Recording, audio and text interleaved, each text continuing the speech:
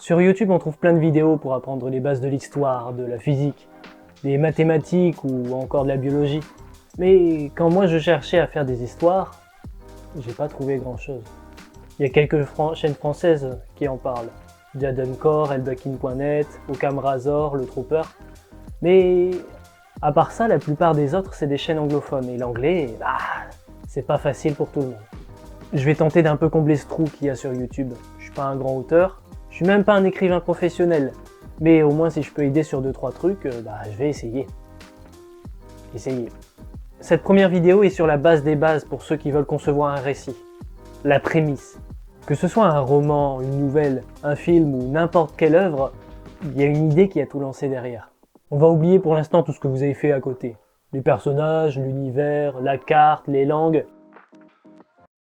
Poubelle! Non, allez, je suis gentil. Gardez tout de côté. Mais dites-vous que c'est pas important, c'est pas gravé dans le marbre.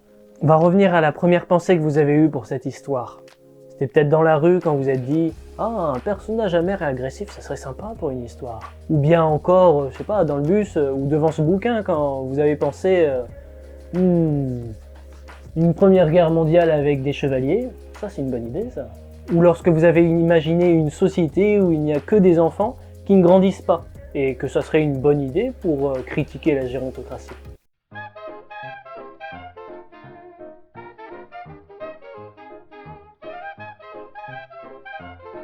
Bref, cette proto-idée est votre premier outil. Peut-être que vous l'améliorerez plus tard parce que c'était pas si fou que ça finalement, ou peut-être encore que vous la jetterez et recommencerez du début. Ça arrive à tous les auteurs. Grâce à cette idée que vous trouverez intéressante, vous allez concevoir l'idée, avec un grand « i ». Cette idée, en fait, c'est un autre nom pour la prémisse. Et la prémisse, c'est le résumé grossier de votre histoire en une phrase. Oui, une seule. Je sais, c'est dur, mais plus c'est compact, mieux c'est. En fait, la plupart des histoires peuvent être résumées comme ça. Les prémices, ça marche avec les bonnes comme les mauvaises histoires, c'est vrai. Mais au moins, vous aurez un bon début pour pouvoir commencer la vôtre. Et commencer tout votre processus créatif. Ça vous prendra peut-être beaucoup de temps de faire la prémisse. Mais croyez-moi, ça paiera. Et vous allez vous dire, à quoi ça sert moi la prémisse? M'en fous, pourquoi je ferais pas autre chose? Votre prémisse permet d'avoir un avant-goût de votre histoire. Si ça paraît mou, vous recommencerez et vous modifierez jusqu'à ce que ça soit génial pour vous. Si vous l'avez faite pour une ou deux scènes sympas, vous devez la modifier encore pour que ça remplisse toute l'histoire. Ça doit vous vendre du rêve, jusqu'à ce que vous ayez plus envie d'écrire autre chose que cette histoire-là. Et c'est le but. Si elle ne vous accroche pas vous, l'auteur ou l'autrice, alors pourquoi ça accrocherait le spectateur ou le lecteur? En fait, la prémisse, c'est un cadenas doré. Elle doit vous accrocher, vous lier, vous enfermer à cette histoire, parce que pour vous, elle est prometteuse, elle est géniale. En plus, vous la montrerez pas, cette prémisse. Elle est que pour vous, pour pouvoir concevoir l'histoire. Par contre, elle se ressentira dans le film ou l'œuvre que vous faites. Tout de suite. Vous verrez.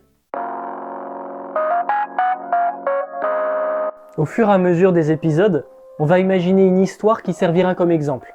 J'expliquerai aussi les bonnes et les mauvaises méthodes, du moins celles qui semblent les plus claires. Dans mon cas, j'ai une première idée.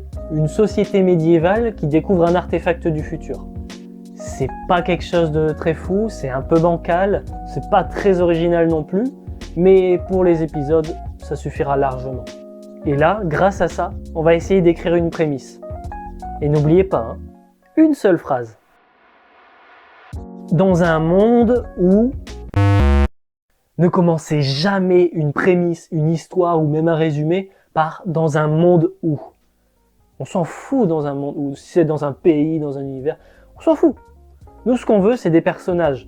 Une histoire sans personnages, soit c'est très difficile, voire impossible, soit c'est chiant. Donc on va refaire la prémisse en se forçant d'ajouter un personnage. Mais bien sûr selon l'idée qu'on avait dès le début et sans trop le caractériser, c'est qu'une prémisse. Un clerc découvre et étudie un artefact. Cette fois c'est une vraie prémisse d'histoire. On a déjà un personnage qui sous-entend quelques intrigues de base, et si jamais, on le modifiera plus tard dans l'épisode sur les personnages, tiens. Le problème, c'est que c'est pas clair, c'est un peu mou, un peu vide. Il faut rajouter du défi, de l'opposition, de la difficulté. Un clerc découvre et étudie un artefact malgré l'obscurantisme des siens. Enfin, on commence à voir quelque chose de pas trop mauvais. Il y a un peu de conflit qu'on modifiera dans les épisodes suivants pour améliorer. Mais il manque encore un truc, quelque chose. Un clerc découvre et étudie un artefact du futur, malgré l'obscurantisme des siens. Là, c'est mieux. Le point central de notre idée ressort, et ça inspire un petit peu de curiosité et de mystère, et ça, c'est bien. On va garder ça pour l'instant, ça suffira largement pour l'émission. Ça va un peu à contresens de ce que je disais sur la passion et vraiment la prémisse qui vous prenait aux tripes, mais n'oubliez pas que vous, dans votre cas, vous devez travailler à la sueur de votre front pour avoir une prémisse qui pour vous soit parfaite. Parfaite. La prochaine fois, on verra l'étape suivante et essentielle pour créer un récit. Le thème. En attendant, je vous remercie d'avoir regardé jusqu'ici. N'hésitez pas à écrire dans les commentaires ce que vous voudriez que je fasse pour cette émission, que ce soit sur la conception d'univers, que ce soit sur la narration, sur l'écriture elle-même. Là encore, je vais essayer d'aider un maximum, à mon niveau du moins. Allez, salut!